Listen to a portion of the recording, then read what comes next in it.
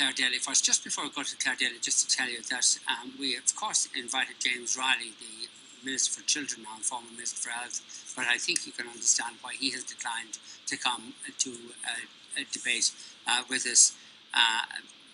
We offered him various dates that might suit him, but he has declined to come to the debate. Also, the other Fine Gael sitting TD, Alan Farrell, is not attending the debate either. He hasn't given us a good reason for not attending the debate. He's been a pretty anonymous TD, and I assume that he wishes to retain his anonymity.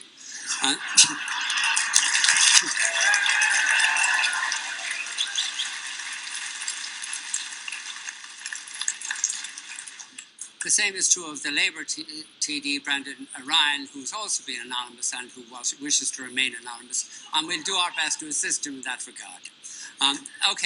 We start with Clare Daly.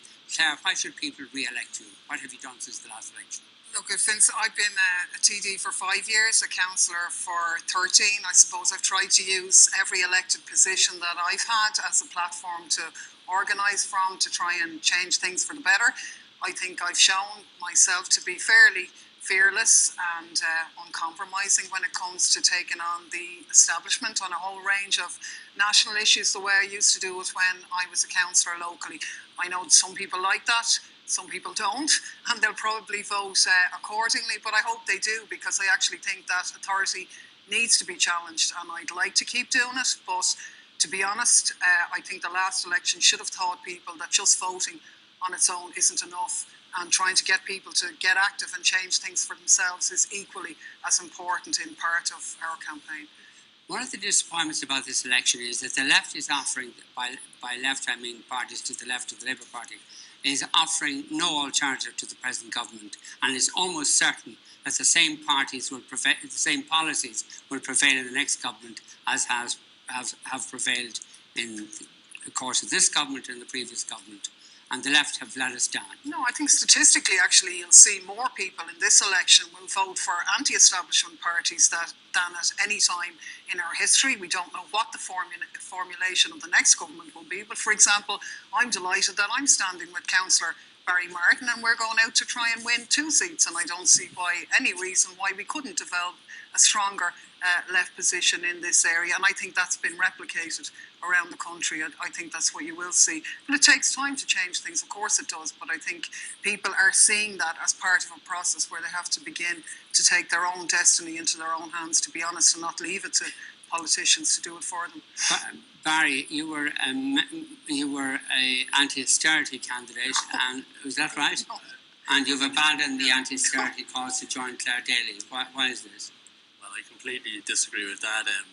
The main message Clare has spread, and she's been a fearless fighter and she's been an inspiration, but the main message she's spread is that ordinary people have to get up and stand up for themselves.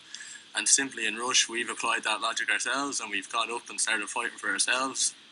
So for over the last 2 years, with the water charges campaign, with other local issues, we've been working well with Clare, so there was a natural alignment with Clare, and organically our 2 groups were working very well together, and we decided to stand together in this election and offer a real alternative.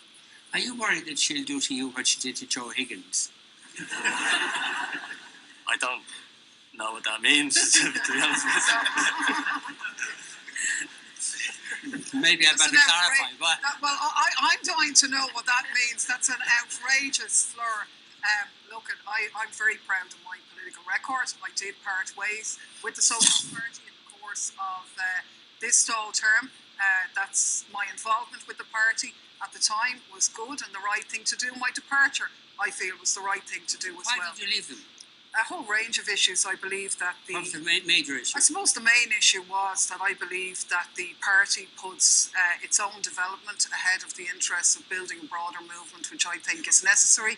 I think we need to be a bit more all-encompassing. I think there's a huge vacuum, actually, where the majority of people in society are yearning for an opposition to neoliberalism, but unfortunately we can't be too black and white about that. We need to be all-encompassing. I suppose the Right to Water campaign illustrated it best. You had people coming from nowhere organising themselves. It was a truly inspirational movement which knocked the government back, and we need to replicate that politically. But it's not going to be done And I think that's the point Barry was making, from the top down, from organisations proclaiming themselves to be the new saviours. It has to come up from bottom up, and I think we see the beginnings of that. And it's very positive. And I think